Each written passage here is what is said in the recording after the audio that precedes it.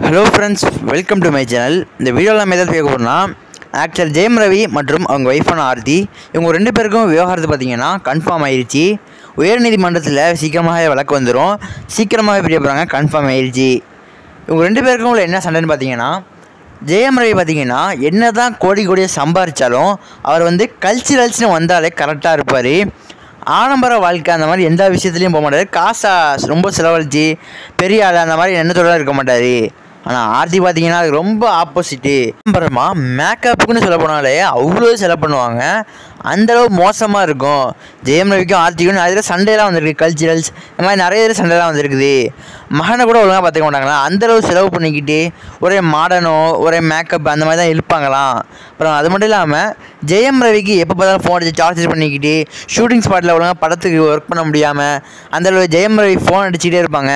அஃபிஷியலாக என்ன சொல்லியிருக்காங்கன்னா, இவங்க மெச்சூரிட்டியே இல்லாமல் இருக்காங்க, அதாவது சின்ன பிள்ளைத்தனமாக இருக்காங்க.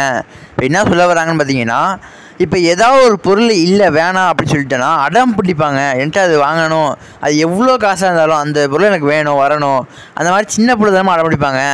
ஏதாவது ஒன்று யூடியூப்பில் இது ஏதாவது சோஷியல் மீடியாவில் பார்த்து ஏதாவது பெரிய ப்ராடக்ட் எதுவும் பார்த்துட்டாங்கன்னா, ஃபேஸுக்கு அந்த மாதிரி பார்த்தாங்கன்னா அடம் பிடிப்பாங்க, எனக்கு அது வேணும் அப்படின்னு சொல்லிட்டு போடுவாங்க.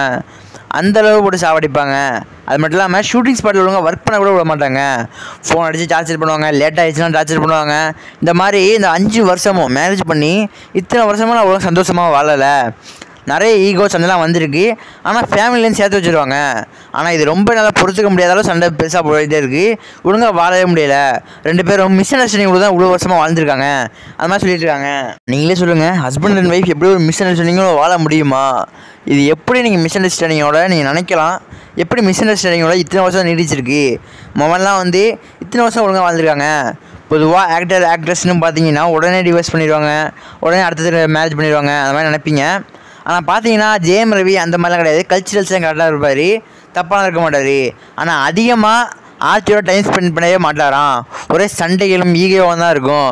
ஜெயம் ரவி தனியாக தான் இருப்பார், ஷூட்டிங் ஸ்பாட்டில் தான் அதிகமாக செலவு பண்ணுவார், தனியாக தான் இருப்பார், ஆர்த்தியோட இருக்கவே மாட்டாங்க, அந்தளவு டைம் ஸ்பெண்ட் பண்ண மாட்டார். ஆனால் உடனே ஃபோனில் மட்டும் தான் அதிகமாக பேசிக்குவாங்க ஜெயம் ரவி மற்றும் ஆர்த்தி. பெரிய பெரிய சண்டையெல்லாம் நிறையா நடந்திருக்கு. ஷூட்டிங் ஸ்பாட் லேட்டாக வந்தால் கூட அந்தளவு சண்டையெல்லாம் நடக்கும், எங்கள் வீட்டில் தான் சேர்த்து வைப்பாங்க. அது மட்டும் இல்லாமல் ஜெயம் ரவிக்கும் மாமியார் சுஜாதாவுக்கும் நிறைய சண்டைகள்லாம் இருக்குது, அது ஷூட்டிங் படம் சம்மந்தமாக அதுலேயும் நிறைய சண்டைகள்லாம் இருக்குது. அதெல்லாம் சேர்த்து இப்போ பார்த்தீங்கன்னா இது வந்து டிவோர்ஸ்லேயே வந்து முடிஞ்சிருக்குது.